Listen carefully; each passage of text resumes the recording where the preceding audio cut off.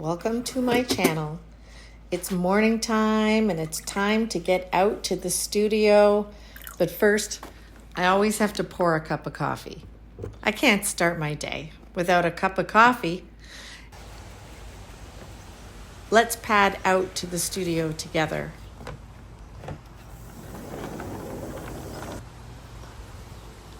It's not a far walk, it's just a little bit. I love my studio. It is my place of refuge. And I love, see the heart? I love my garden too. Now let's go start the day before I get too distracted by the garden. However, I do have to take a little peek around. It's a thing. Julia, you gotta get to work. Come on. You can go in.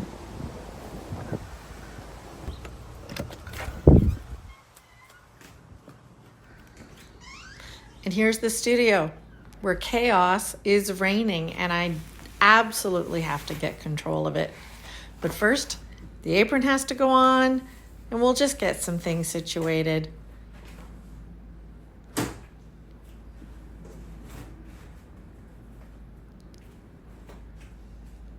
I just have to move a few things around, get myself organized, clear the floor. I often leave things all over the floor. Here, I'm putting the cleats on a new piece. And just get it off the floor again and hang that up on the wall.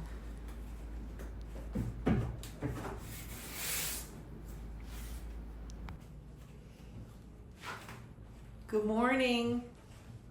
Welcome back to my studio. It is a Friday morning. I'm looking forward to the weekend. I'm looking forward to working today. I thought I would come in and get my studio kind of situated. I need to clean it.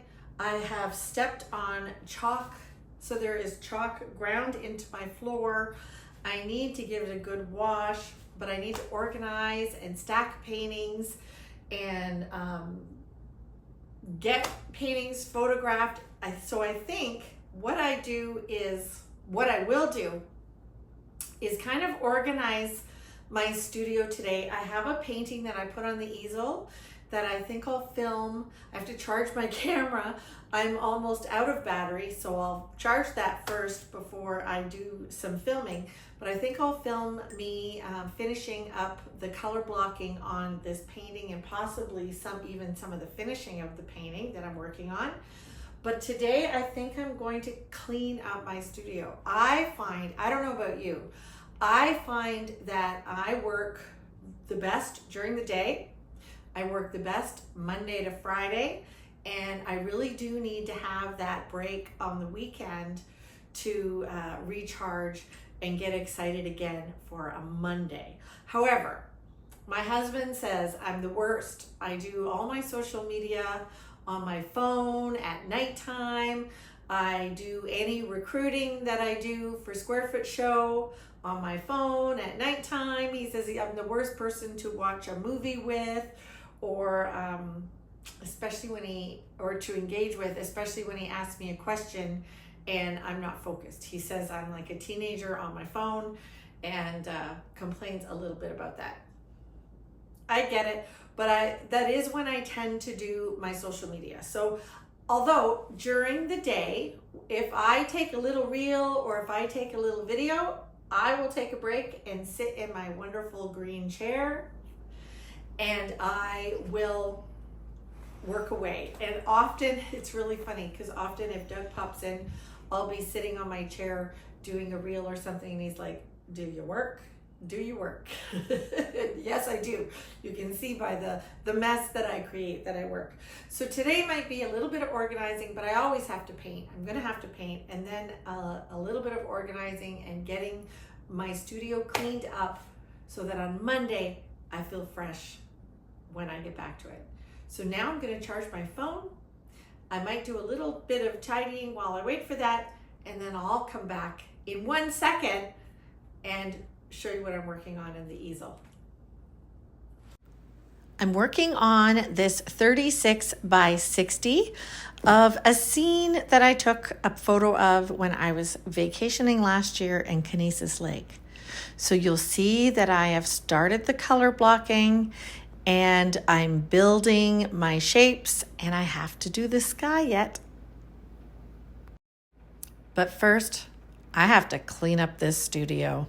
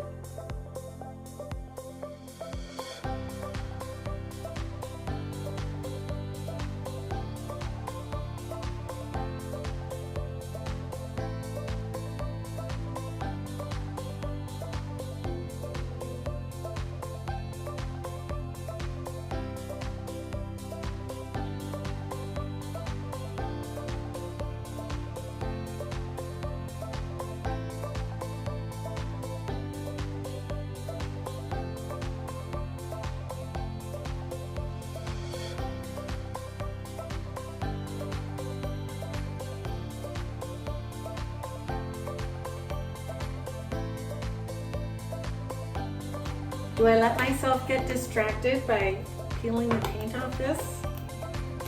No. Julia, don't get distracted.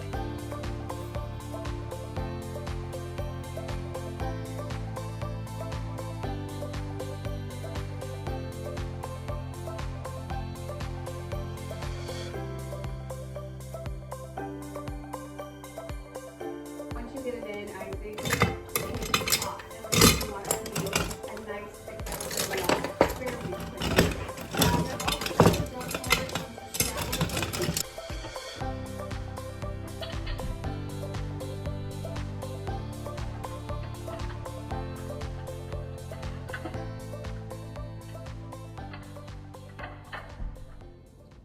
So I did it. I cleaned my studio. I did it to Garden Answer. That's one of my favorite gardening YouTube channels. Look, you can see the counter. It's not gonna last. I'm telling you, it's not gonna last.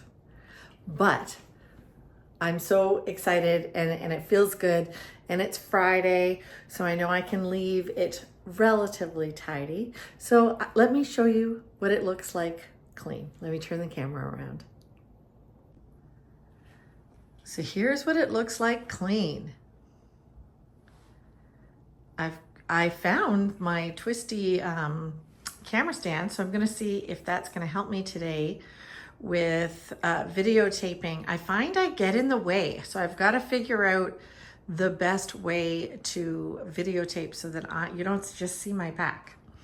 Here's, again, you'll see in the back the plywood that my husband put up. Go back and watch another video. A few videos back where I installed that so that I could work on some abstracts back there. We're trying to protect the floor. However, the floor is covered, but I think it would all come up with a magic eraser. And again, I didn't go crazy with cleaning. All of this, if I ever feel so inspired, will come off with a magic eraser. This, however, won't. The wood would have to be sanded, which I will do eventually, but it's been 3 years. I don't think this is bad. So maybe next year I'll sand it and repaint, revarnish it, but maybe not. And then my towel, I turned it to the clean side. I've got to take this thing in and wash it or throw it out, but it works really great. I wash my brushes off before I wash them so that there's not so much to clean off. I scrub them there. And here's another stand that I just got. It seems to be pretty good, and we'll see how you like it when I film. I've got my palette ready to go, and I'm working on this great big 36, I think this is 36 by 60, or it's 36 by 72. I think it's 72. And today I'm going to be finishing the color blocking of the sky. So let me not get distracted. Let me show you how clean everything is first. So I've got a few 12 by 12s that I can work on when I feel so inclined. I got the desk area all tidied up and organized. I don't know why I hadn't thought to put my dehumidifier underneath the desk to not take up so much room. I even managed to hang a few things. I've got my storage over here. I've got my books and kids' books inside that cabinet. I keep a few canvases in here for inspiration, just to get used to their shapes before I start painting. And I've got several in the house because my husband paints them in the garage and then we store them in there. Here's my stack, and I'll show you at some point, I don't know if it'll be this video or another, where I store all those. I had an interesting question where somebody said, where do you store, if your studio is so small, where do you store all of these canvases? And I use various rooms in my house. This is a painting that I'm working on. I really like how it's coming. It just needs a little more light, but I do love how it's coming. And then I've put my French cleats on this 36 by or 40 by 40. It's either 36 or it's 40 by 40 square, just to kind of get used to it and see what I'm going to paint. So now come along with me while I paint the rest and color block the rest. So what I mean by color blocking is these strokes are not the final. So if you'll go in, you'll see they're a little rough. There's no real nice edging. And I've got to build all that. I've got to crisp it up. But a lot of color tones and colors are decided at this point. But then after I get it fully color blocked, I let it dry because acrylics dry a little darker. And then I can go in and do all of my finishing. So come along, we'll finish color blocking this. So here's what my palette looked like when I opened it this morning for a new day. This is the Stay Wet Masterson, and I had sprayed it last night, and then there's, as you know, there's foam and a bit of water underneath. So it's kind of thinned out the paint just a little bit, but today that's okay because I'm finishing color blocking and it's gonna be great. But this is a bit problematic in that there's a lot of green in my white. So I'm gonna just move that over towards the green on the palette and then give myself a whole dollop of fresh white to do my sky. So I'm just refilling a little bit, some paint that I'm gonna need for today. I thought I would speed up this, but then I thought, you know what, let me turn off Garden Answer for a minute and talk about how I do the sky. I like to do the sky last. I've done the most of this painting I did before, obviously today, and I did the middle ground, the islands, the rocks, and the trees first.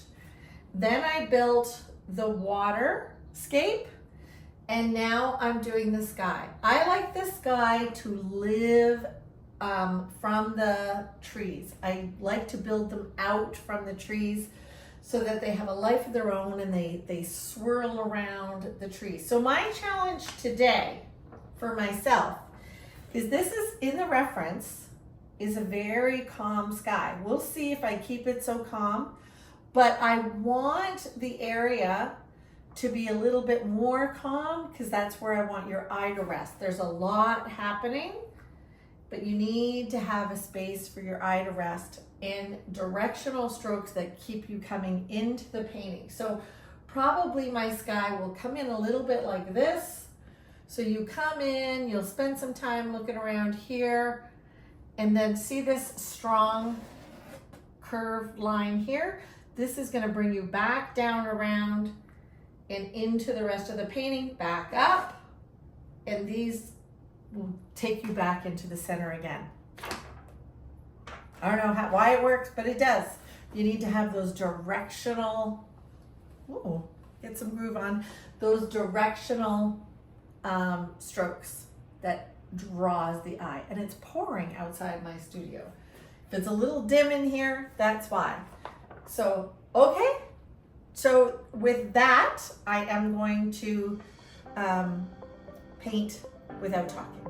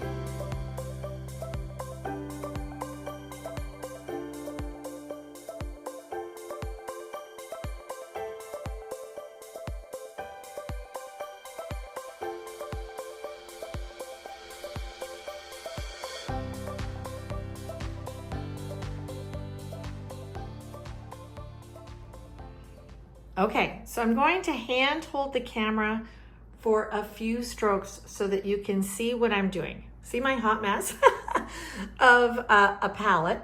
So I'm going to pick up this manganese blue.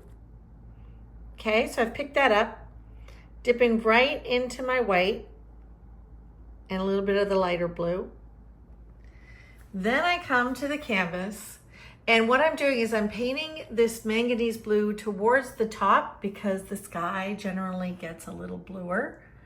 So let me see if I can hold the camera and do this at the same time. So do you see how my technique is so stripy, if that is the word? So I'm gonna get in and around, and I just squiggle my brush. Squiggle and twist. And it doesn't always work the first time, so I need a layer. But I'm thinking that you might like to see how that will do it, right? So here, we'll try again. I'll pick up, without trying to get any green, the green is precariously close to my blue. Let me see if I can move that in there. Okay, so here we go.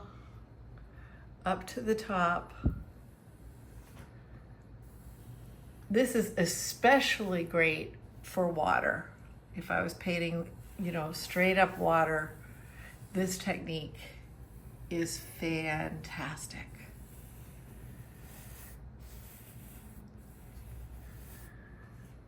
All right, do you see? Okay, so now that I'm standing back, I see that directionally, I need this sky to be coming in like that. Do you see that? So I will go back and I will add some white. And I step back a lot while I'm painting. All right, that's enough for the close-ups.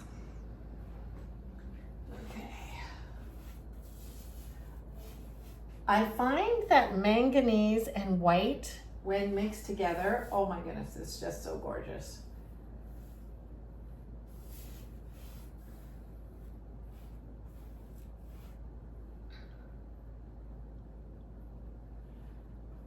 And sometimes a little bit of green gets into my paint, and then I have to solve that by the next layer. Just let a color dry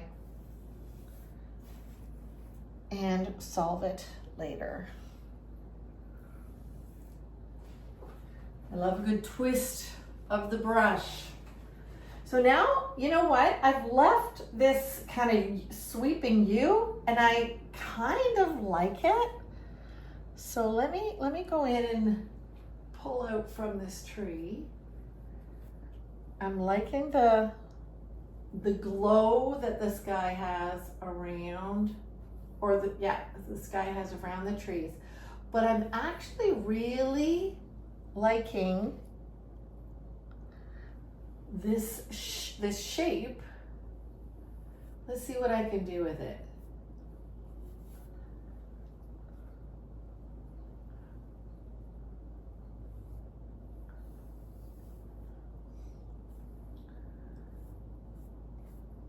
I like it. It needs a bit of a glow. I'm going to touch a little bit of pink.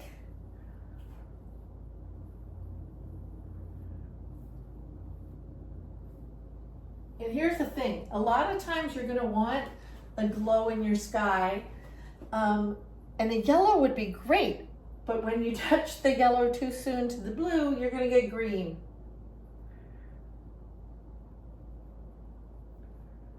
Basic color theory.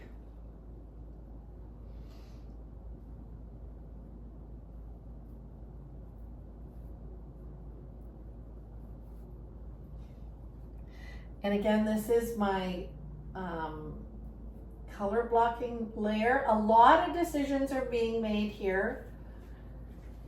And I don't know if I successfully kept that shape. Maybe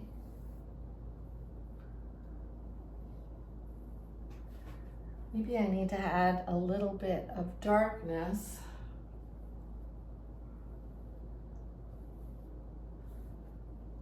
There is a shape coming out of this tree that I like.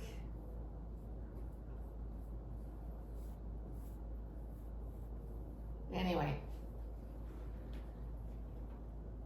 there is this sky color block. Now, can you see? No, you can't see that. So let me change. Okay, I've left this little corner for some reason, and I often find if I'm gonna have a problem with an area in a painting, it's the upper right corner. Let me know below in the comments if you have any specific area that causes you problems. So I was looking at it this morning and I've decided, do you see that paint dripping? Causing problems. So I will save that, let that dry. I have to go over it again. But what I want to do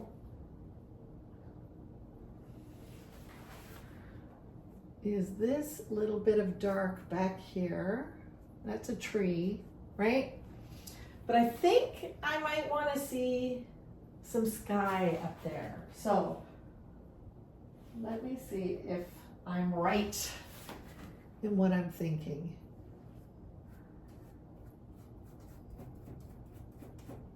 So here I've touched the blue and the green, but that's okay because I could just turn it into a tree, right?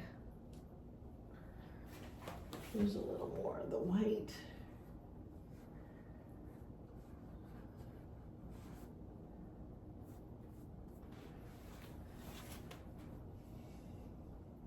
And if I stood back and looked, I've got a bunch of blue up here, so I've got to carry that through so that there's a continuity. And again, this is the color blocking stage. Yeah, so this blue carries through over there. And then if you see that there's white here carrying it through, of those clouds. And again, I'm color blocking. It's not the finished stage, but it gives me the idea. And here we've got some drips. So I gotta catch them.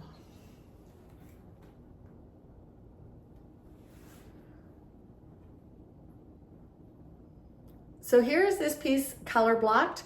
I will have to wait for it to dry. I'll do the top edges. I'll make sure that the sides are done and the bottom. And then the next time I come in with a fresh palette next week, I will do the finishing on this. I hope you enjoyed my little cleanup and my color blocking lesson and how I pick up my paint to and twist my brush. Have a great day. Have a great weekend. Be blessed. And like and subscribe because that really helps me. And if you have any comments, please comment. If you enjoyed it, please comment because that tells the algorithm, hey, send her stuff out. And I would really appreciate it. Thank you.